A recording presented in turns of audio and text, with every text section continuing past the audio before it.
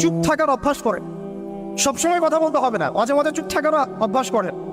আমাদের একজন বরেন ওস্তাদ তিনি বলেন যে মুতাকাল্লিম হওয়ার যে খায়েশ, এটা একটা হৃদয়ের কলবের একটা রোগ। মুতাকাল্লিম হওয়ার যে খায়েশ মানুষের মধ্যে থাকে যে আমাকে সব বিষয়ে কথা বলতে হবে, এটা অন্তরের একটা রোগের নাম। তো এটা যদি একটা ইবাদত হয় তাহলে সিরাতের সুন্নতে আসতে হবে, আমরা এগ্রিত। ঠিক আছে। এখন দ্বিতীয় কথা হচ্ছে 3 নম্বর শর্তটা আরো ডেঞ্জারাস, সেটা হচ্ছে রিজিক হালাল হতে হবে। রিজিক এই জায়গায় সবাই একটু ফিকির করেন, দেখেন একটু আপনারা আপনাদের রিজিকগুলোকে দেখেন যে কতজন রিজিক 100% হালাল আছে। এগুলো আমাদের কিন্তু প্র্যাকটিক্যাল কথা, আমরা কিছু খালি তাত্ত্বিক কথা বলে চলে যাবো এমন না, প্র্যাকটিক্যালি ইমপ্লিমেন্টটা বেশি জরুরি। এখন আমি খুবই স্বপ্ন দেখছি, আমরা সবাই স্বপ্ন দেখছি যে আপনাদেরকে দিয়ে হবে ইনশাআল্লাহ। কারণ এই জেনারেশন করে দেখিয়েছে, এবং তারা আমাদেরকে দেখিয়েছে কোন ভাষায় কথা বললে কাজ হয়। এতদিন তো আমরা বলে আসতাম, তো এই ভাষার কথা বললে আপনারা আমাদেরকে অনেক ট্যাগ দিতেন। ঠিক আছে, দেখেন জালেম জুলুম করলো, মাজলুম দাঁড়ায় গেল। এই তো জালেম জুলুম করলো, মাজলুম দাঁড়ায় গেল প্রতিবাদের জন্য, প্রতিবাদের ভাষায়। আপনারা আমাকে বলেন তো, জালেমের বিরুদ্ধে মাজলুম যখন দাঁড়িয়েছে তারা কি খালি হাতে দাঁড়িয়েছিল? জালেম যখন 2টা মাইট দিয়েছে, মাজলুম কি 2টা মাইট দেয় নাই? জালেমদের অনেকে যখন মাজলুমদের অনেককে শহীদ করেছে, তো জালেমদের দলেও কি কিছু মানুষ মারা যায় নাই?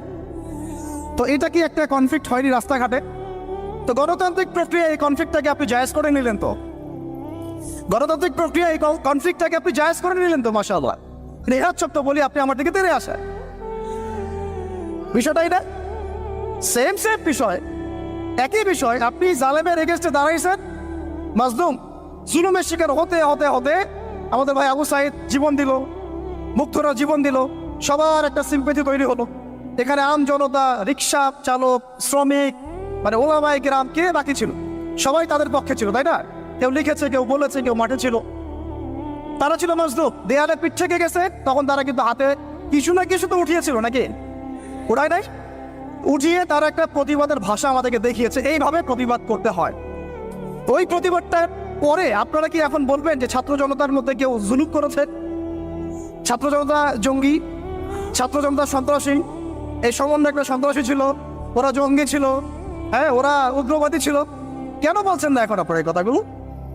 আমার প্রশ্ন হচ্ছে, এখন এই কথাগুলো আপনারা কেন বলছেন না? কারণ আপনারা বুঝতে পারছেন তারা ন্যায্য কাজটাই করেছে।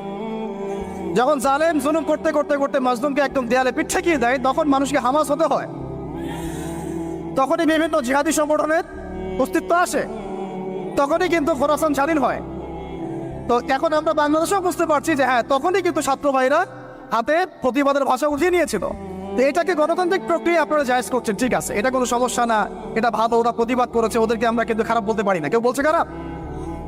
এই একই স্লোগান যদি সিরাতের সুন্নতে আমরা বলি যে দাওয়াতের সাথে জিহাদ থাকবে, তখন তো তেরে আসবেন আমাদের দিকে, আসবেন না? আসবে।